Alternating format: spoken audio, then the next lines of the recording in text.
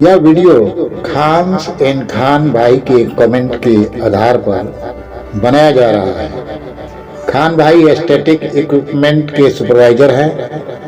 Interview में client के द्वारा उनसे पूछा गया था कि शटडाउन के दौरान शटडाउन के कौन कौन फेज होते हैं। मित्रों, इस प्रश्न का जवाब इस वीडियो में दिया जा रहा है। इस वीडियो में फेज की चर्चा तो करेंगे ही, साथ ही वीडियो के अंत में शटडाउन के स्टेप की भी चर्चा हम लोग करेंगे।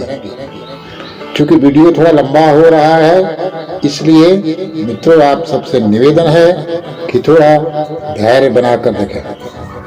तो चलो वीडियो चालू करते हैं मित्रों, और पहले शटडाउन के फेज की चर्चा करते हैं। जैसे शटडाउन क्या है, इसके कितने फेज होते हैं।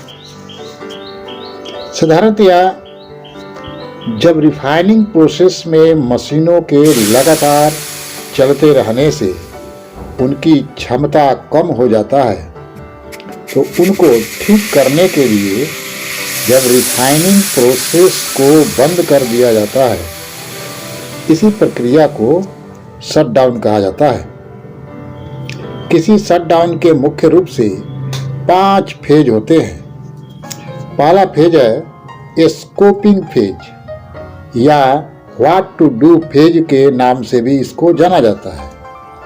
किसी शटडाउन के लिए यह फेज फाउंडेशन का काम करता है। मित्रों, इस फेज में शुरुआती प्लानिंग, स्कोपिंग और ऑर्गेनाइजेशन आते हैं।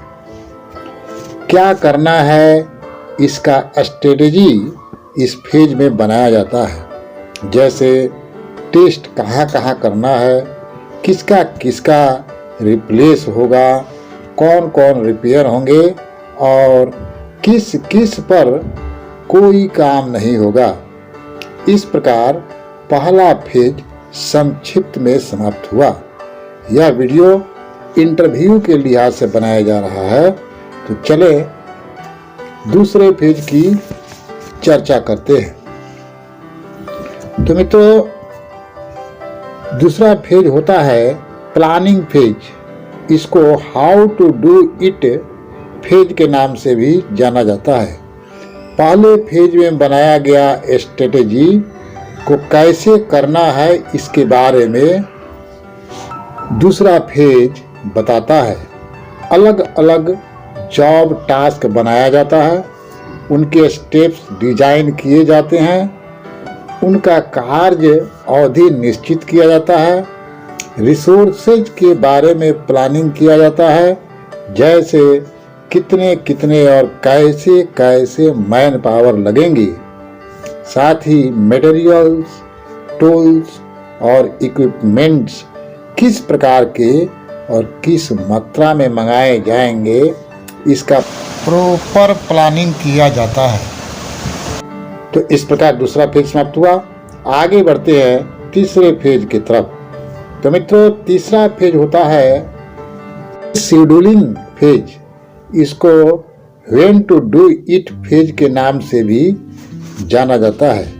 इस फेज में हर एक टास्क का, हर एक एक्टिविटीज का समय और अवधि निर्धारित किया जाता है। साथ ही सभी टास्कों के बीच क्रम निर्धारित किया जाता है, अर्थात पहले किसको करना है और इसके बाद किस किस टास्क को करना है और कितने समय में करना है, इन सब का निर्धारण इसी फेज में किया जाता है। साथ ही इस बात पर फोकस किया जाता है कि कॉस्ट मिनिमम हो। आगे बढ़ते हैं मित्रों चौथे फेज की तरफ। चौथे फेज को एक्सक्यूशन फेज कहा जाता है। इसको डूइंग इट फेज के नाम से भी जाना जाता है। इस फेज में कार्य का संपादन और इंस्पेक्शन किया जाता है, अर्थात प्लानिंग फेज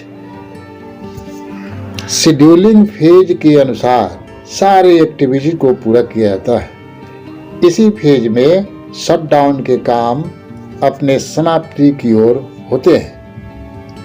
मित्रों, पांचवा और अंतिम फेज का नाम है रैप अप फेज। इसको इवैल्यूएटिंग फेज के नाम से भी जाना जाता है। इस फेज में चारों फेज का पोस्टमार्टम किया जाता है, अर्थात एक हाई लेवल मीटिंग के द्वारा किए गए सभी कामों का विश्लेषण किया जाता है और सबको लिस्टेड किया जाता है ताकि आने वाले शटडाउन में मदद मिल सके, हेल्प मिल सके।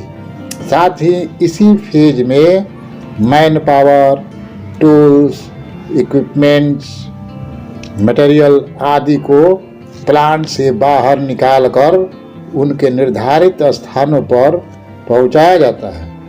तो इस प्रकार मित्रों, किसी शटडाउन के 5 फेज की जानकारी हम लोगों ने प्राप्त किया।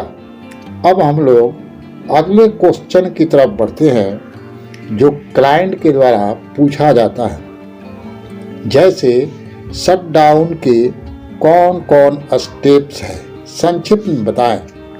शटडाउन के मुख्य 3 स्टेप होते हैं।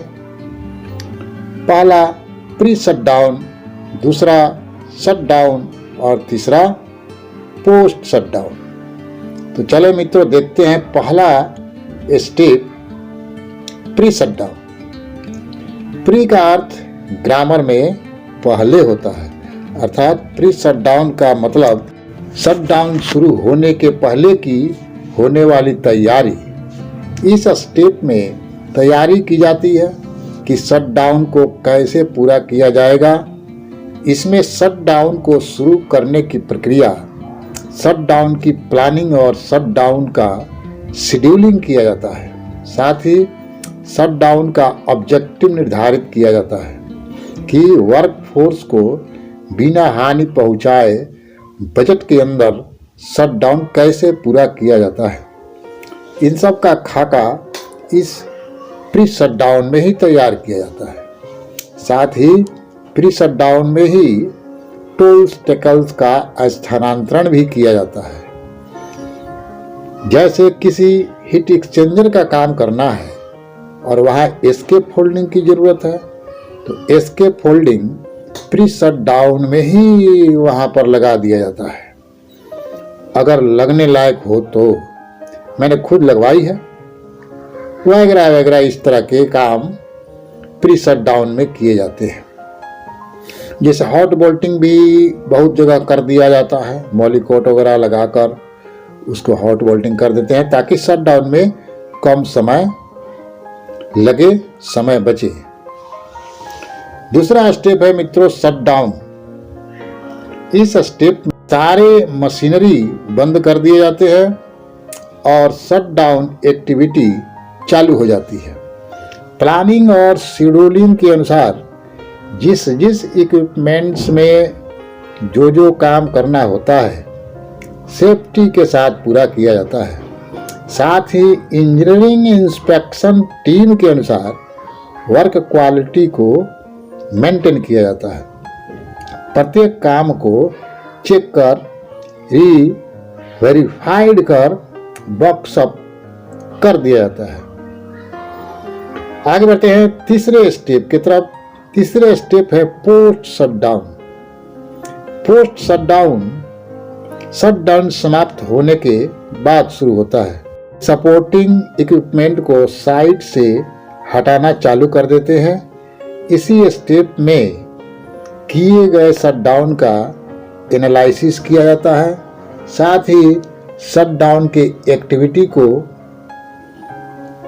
नोट डाउन कर लिया जाता है ताकि आने वाले अगले शटडाउन में मदद मिल सके। इस प्रकार मित्रों हम लोगों ने शटडाउन के फेज और स्टेप को समझा। आप सबसे निवेदन है कि यह वीडियो इंटरव्यू के लिए बनाया गया है। शटडाउन में काम करते समय वर्क पैक का अनुसरण अवश्य करें, क्योंकि अलग अलग एक्टिविटी का अलग अलग वर्क पैक होता है। इस वीडियो को सुपरवाइजर के साथ साथ फोरमैन, फिटर, टेक्नीशियन भी अवश्य देखें ताकि वे भविष्य में सुपरवाइजर आदि बन सके। धन्यवाद।